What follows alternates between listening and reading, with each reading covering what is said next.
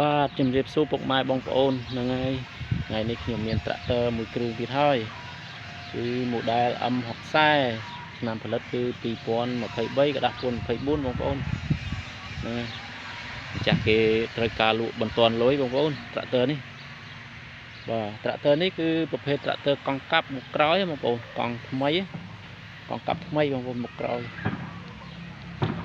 ហ្នឹងហើយប្រភេទត្រាក់ទ័រស្អាតរីឯម៉ាស៊ីនប្រអប់លេខអីអត់ទាន់មានដោះរុះរើតាណាទេបងប្អូនណាហើយសាច់ដែកអីនៅ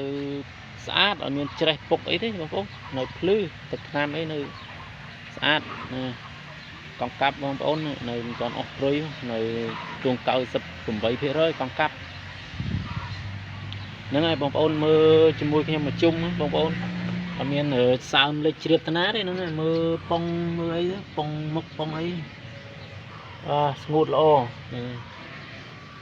ពីឯផ្នែកខាងប្រអប់លេខក៏អត់មានជ្រាបសើមតាណាទេបងប្អូនហ្នឹងហើយ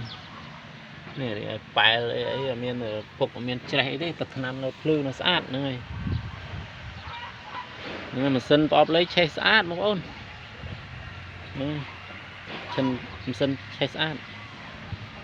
ហ្នឹងហើយប្រភេទផាគឺផា7បងប្អូនផា7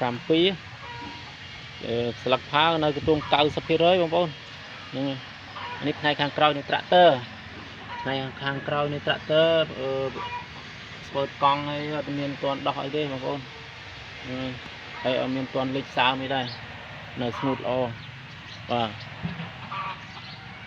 ហ្នឹងហើយបើសិនណាបងប្អូនមានចំណាប់អារម្មណ៍ចង់បានត្រាក់ទ័រ model M60 យកទៅធ្វើស្រែចម្ការអាចមកមើលមួយគ្រឿងនេះបានណាបងប្អូន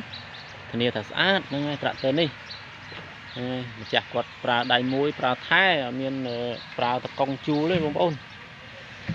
ហ្នឹងហើយបើបងប្អូនមកមើលវាមិនខកចិត្តទេត្រាក់ទ័រនេះនេះថាស្អាត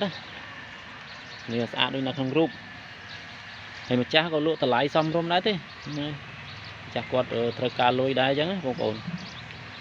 បងប្អូនមកមើលមិនខកបំណងទេត្រាក់ទ័រនេះអត់មានត្រូវការជួសជុលធ្វើតាណាតាណីទេបងប្អូនដោយសារម៉ាស៊ីនក៏ស្អាតប្រអប់លេខក៏ស្អាតហើយរីឯកង់មុខក្រោយក៏ស្អាតហ្នឹងហើយកង់ថ្មីបងប្អូនហ្នឹងហើយស្លឹកផាស្លឹកអីគឺនៅពេញរបស់វាអត់មានទាន់សឹកអត់មានទាន់អីទេស្លឹកផាហើយរីឯគប់វាយដីក៏នៅស្អាតដែរបងប្អូនណាគឺយកទៅប្រើចាក់តែប្រេងប្រើហ្មងត្រាក់ទ័រនេះអត់មានត្រូវការជួសជុលធ្វើតាណាទេហ្នឹងហើយដោយសារត្រាក់ទ័រនឹងស្អាតស្រាប់ហ្នឹងហើយបងប្អូនមកមើលមិនខុសទេតម្លៃក៏ធូរសមរម្យដែរ